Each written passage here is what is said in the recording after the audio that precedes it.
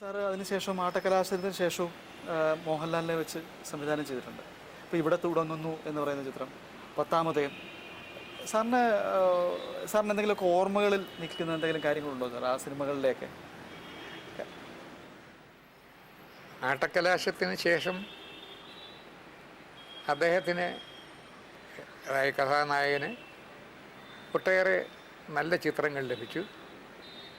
അത് അശ്രാന്തമായ പരിശ്രമത്തിലൂടെ ഒന്നിനൊന്നിന് വിജയിപ്പിച്ച അദ്ദേഹം അങ്ങനെ മലയാള സിനിമയുടെ ഔന്നത്യത്തിലേക്ക് പടിപടിയായി ഉയർന്നു പോകുന്നത് കണ്ട് സന്തോഷിക്കാനുള്ളൊരവസരം ഞങ്ങൾക്കുണ്ടായി. അല്ല സാർ, അത് എന്തുകൊണ്ടാണ്, അദ്ദേഹത്തിൻ്റെ എന്ത് ക്വാളിറ്റിയാണ് സാറിന് ഇഷ്ടപ്പെട്ടത്? ഞാൻ മുൻപേ പറഞ്ഞതുപോലെ സ്റ്റേജിൽ നടൻ സ്വതന്ത്രനാണ്, ക്യാമറയുടെ മുൻപിൽ സ്വതന്ത്രനല്ല.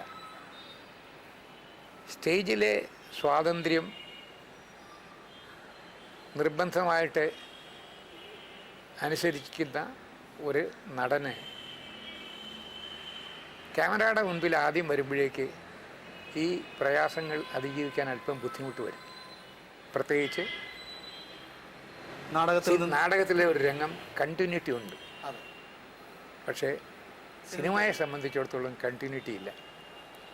ഇത് ആദ്യമായിട്ട് വരുമ്പോഴേക്ക് ഒരല്പം ബുദ്ധിമുട്ടുള്ള കാര്യമാണ്. ഒരു രംഗം പല കഷ്ണങ്ങളിലായിട്ട് മുറിച്ചാണ് എടുക്കുന്നത്. രംഗത്തിൻ്റെ തുടക്കത്തിലുള്ള ഒരു അകല വീക്ഷണം, ലോങ് ഷോട്ട്, അത് വെച്ചായിരിക്കും ആരംഭിക്കുന്നത്. ആ രംഗം അവസാനിക്കുന്നതും അതുപോലുള്ള ഒരു ലോങ് ഷോട്ടിലായിരിക്കും. അതായിരിക്കും രണ്ടാമത് എടുക്കുന്നത്. കാര്യം ക്യാമറാമാനിന് ബുദ്ധിമുട്ട് ലൈറ്റിങ്ങിലായിരിക്കും, അത് ഒഴിവാക്കാൻ വേണ്ടി. അതിന് ശേഷമായിരിക്കും ഈ ക്ലോസ് ഷോട്ടും മിഡ് ഷോട്ടും ബാക്കിയുള്ള ഷോട്ട്സും എടുക്കുന്നത്. അപ്പോൾ സിനിമയെ സംബന്ധിച്ചിടത്തോളം കണ്ടിന്യൂറ്റി ഇല്ല. ഒരു ആർട്ടിസ്റ്റിന് അഭിനയിക്കാനുള്ള തുടർച്ച അത് സ്വയം ഓർമ്മിച്ചെടുക്കുക, അല്ലെങ്കിൽ അത് ഉൾക്കൊള്ളാനുള്ള കഴിവ് നേടിയെടുക്കുക എന്നുള്ളത് ഒരു പെട്ടെന്നുണ്ടാകുന്ന ഒരു സിദ്ധിയല്ല. അത് ഒരു അപൂർവ ദൈവാനുഗ്രഹമാണ്. അദ്ദേഹത്തിന് ഉള്ളൊരു പ്രധാന സിദ്ധി, മോഹൻലാൽ എന്ന നടൻ അഭിനയിക്കുകയില്ല. അദ്ദേഹത്തിന് ഏത് കഥാപാത്രം കൊടുത്താലും കഴിയുന്നിടത്തോളം അതിനോട് നീതി പുലർത്താനായിട്ട്, കൊടുക്കുന്ന സിറ്റുവേഷനിലെ അല്ലെങ്കിൽ കൊടുക്കുന്ന സീനിൻ്റെ ഗൗരവം അനുസരിച്ച് ആ കഥാപാത്രത്തോട് താതാത്മ്യം പ്രാപിക്കാനും മറ്റ് എൻ്റെ കൂടെ ഇന്ന് വരെ സഹകരിച്ചിട്ടുള്ള പല അഭിനേതാക്കൾക്കാൾ കൂടുതൽ കഴിവുണ്ടെന്നുള്ളതാണ് എൻ്റെ ഒരു കണ്ടെത്തൽ. ഈ കണ്ടിന്യൂറ്റിയുടെ ആക്ഷൻ്റെ കാര്യം ഞാൻ പറഞ്ഞു. ഇത് സാധാരണഗതിയിൽ പലപ്പോഴും അസിസ്റ്റൻറ്റ് ഡയറക്ടറോ കണ്ടിന്യൂറ്റി നോക്കുന്ന ഡയറക്ടറോ ആണ് സാർ ഈ കഴിഞ്ഞ ഷോട്ടിൽ ഇത് പറഞ്ഞത് അതിൻ്റെ കണ്ടിന്യൂഷനാണിതെന്ന് പറയുന്നത്.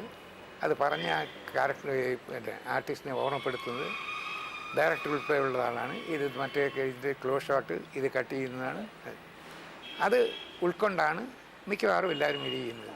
പക്ഷേ നമ്മൾ ആ ഡയലോഗ് വായിച്ചു കൊടുത്ത് ഇതാണ് സാർ ഡയലോഗ് എന്ന് പറഞ്ഞാൽ അദ്ദേഹം ഉൾക്കൊള്ളും. എഡിറ്ററെ സംബന്ധിച്ചിടത്തോളം അവനെ സംബന്ധിച്ച് അത് കൂട്ടി ഒട്ടിക്കുന്നതിൽ ഉള്ള ലാഘവത്തേ ഉള്ളൂ. സാർ ഈ കണ്ടിന്യൂറ്റി ഓഫ് ആക്ഷൻ എന്നും പറഞ്ഞ് ഒരു ഇതുണ്ടാകത്തില്ല, ജമ്പ് വരികയില്ല. കണ്ടായിട്ട് തോന്നും. അത് കാര്യമെന്നറിയാവുന്നു, അദ്ദേഹത്തിൻ്റെ ആത്മാർത്ഥതയാണ് അതിൻ്റെ അകത്തുള്ളത്. അതിനോട്, ആ തൊഴിലിനോടുള്ള ആത്മാർത്ഥതയാണ് അതിലുള്ളത്. അതേ സമയത്ത് ഒരു സീൻ എടുത്തുകൊണ്ടിരിക്കുന്നതിൽ എന്തുമാത്രം ഭാവവ്യത്യാസങ്ങളും വികാരങ്ങളും പ്രകടിപ്പിക്കേണ്ടതാണെങ്കിലും അത് മുറിക്കുന്നിടത്ത് വെച്ച് അദ്ദേഹം മോഹൻലാലായി തീരുകയും ആ കഥാപാത്രത്തെ അവിടെ വിട്ടിട്ട് അങ്ങനെ സെറ്റിന് പുറത്തു പോയിരുന്ന് മറ്റുള്ള കാര്യങ്ങൾ വ്യാപൃതനായതിനു ശേഷം വീണ്ടും അടുത്ത ഷോട്ട് എടുക്കാൻ വരുമ്പോഴേക്ക് അകത്തേക്ക് കയറി വന്ന് ലൈറ്റിന് മുമ്പിൽ വരുമ്പോൾ മറ്റേ കഥാപാത്രമായിട്ട് മാറുകയും ചെയ്യുന്നു. അങ്ങനെ ഒരു അപൂർവമായ സിദ്ധി, കഴിവ്, ഞാനതിന് ദൈവാനുഗ്രഹം എന്നാണ് പറയുന്നത്. അത് എൻ്റെ കൂടെ ഇതുവരെ വർക്ക് ചെയ്തിട്ടുള്ള എല്ലാ നടന്മാരേക്കാൾ ആ ഒരു കഴിവ് അദ്ദേഹത്തിനുണ്ട്. അങ്ങനെയുള്ള വളർച്ചയ്ക്ക് കാരണം പ്രധാനമായിട്ട് ഒരുപക്ഷെ മനുഷ്യന് ഇഷ്ടപ്പെടാനും കാരണം നല്ല മനോഹരമായൊരു മുഖം, ഒരു മുട്ടുസൂചി കൊണ്ട് കുത്തിയാൽ ഉണ്ടാകുന്ന ചലനം പോലും അതുപോലും പ്രകടിപ്പിക്കാൻ കഴിയുന്ന കണ്ണുകൾ, ആ മാംസപേശിയുടെ ചലനങ്ങൾ, ഇത് നമ്മൾ പറഞ്ഞു കൊടുക്കേണ്ട ആവശ്യമില്ല. വർഷങ്ങളിൽ കൂടെ അദ്ദേഹത്തിൻ്റെ പരിചയത്തിൻ്റെ ഇതാണ്. അദ്ദേഹത്തിന് നന്മകൾ നേരുന്നു. എനിക്ക് സാധാരണ ഞാൻ ഇപ്പോൾ 10, 85, 90 എപ്പിസോഡുകളുമായിട്ട് ഞങ്ങൾ തിരനോട്ടം എന്ന് പറഞ്ഞ പ്രോഗ്രാം ചെയ്തുകൊണ്ടിരിക്കുകയാണ്. സാധാരണ എല്ലാ എപ്പിസോഡിൻ്റെയും അവസാനം ഒരാൾക്ക് നന്ദി പറഞ്ഞു. കാരണം എപ്പിസോഡിൽ വന്ന ഇതിനെ ലാലേട്ടനെ കുറിച്ച് ഇത്രയും പരാമർശിച്ചതിന് ഒരുപാട് സന്തോഷം, അതിനുള്ള നന്ദി ഈ അവസരത്തിൽ രേഖപ്പെടുത്തുന്നെന്ന് പറയാറില്ല. പക്ഷേ ഇന്ന് സാറിനോട് എനിക്കത് നന്ദി എന്നല്ല പറയേണ്ടത്, എനിക്ക് എൻ്റെ ഒരു അഭിമാനമാണ്. ഏറ്റവും അഭിമാനമുണ്ടായ എപ്പിസോഡാണിന്ന്. കാരണം എനിക്കൊന്ന് ഈ പ്രോഗ്രാം എപ്പോഴെങ്കിലും കാണുന്നില്ല, ലാലേട്ടൻ പലപ്പോഴും കാണാറുണ്ട്. ഈ പ്രോഗ്രാമിൽ ലാലേട്ടൻ ഏറ്റവും കൂടുതൽ സന്തോഷിക്കുക എനിക്ക് തോന്നുന്നത് ഇന്നത്തെ ഈ എപ്പിസോഡിലായിരിക്കും.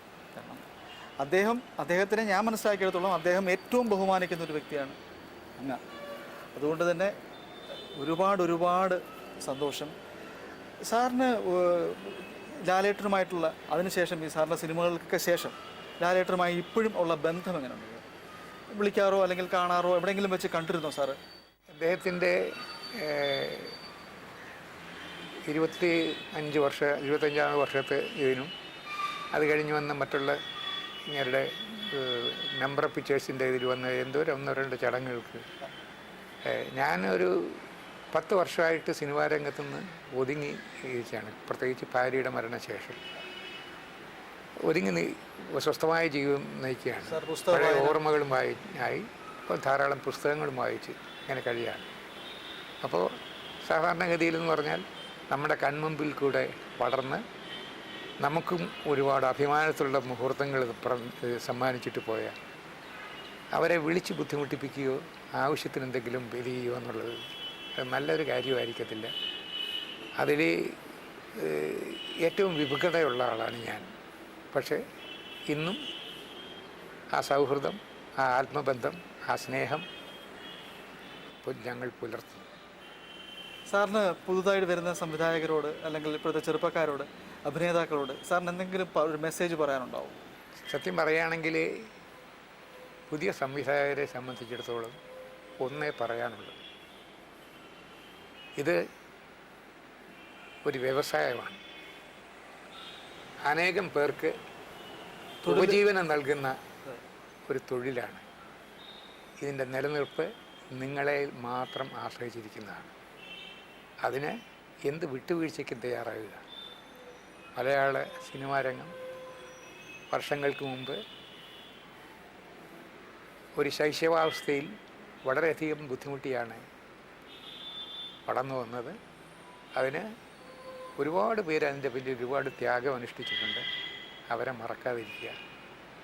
നിങ്ങളെക്കൊണ്ട് ആത്മാർത്ഥമായി ചെയ്യാനുള്ളത് ചെയ്യുക. ഒറ്റ കാര്യം മാത്രം പറയുക. ബൈബിളിലൊരു വാചകമുണ്ട്, അവൻ്റെ ദാസന്മാരെ അവൻ വിശ്വസിച്ചു, അവരെ അവൻ സ്നേഹിച്ചു, അവരോടൊത്ത് ഗോതമ്പ് വയലുകളിൽ അവൻ പണിയെടുത്തു. വിളവെടുത്തപ്പോൾ അവൻ പ്രതീക്ഷിച്ചതിനേക്കാൾ 10 മടങ്ങായിരുന്നു. കാര്യം അവൻ്റെ ദാസന്മാർ അവനോടൊപ്പം സഹകരിച്ചു, അവരുടെ നാമം അവൻ്റെ നെറ്റിമേൽ എഴുതപ്പെട്ടിരുന്നു എന്നുള്ളത്.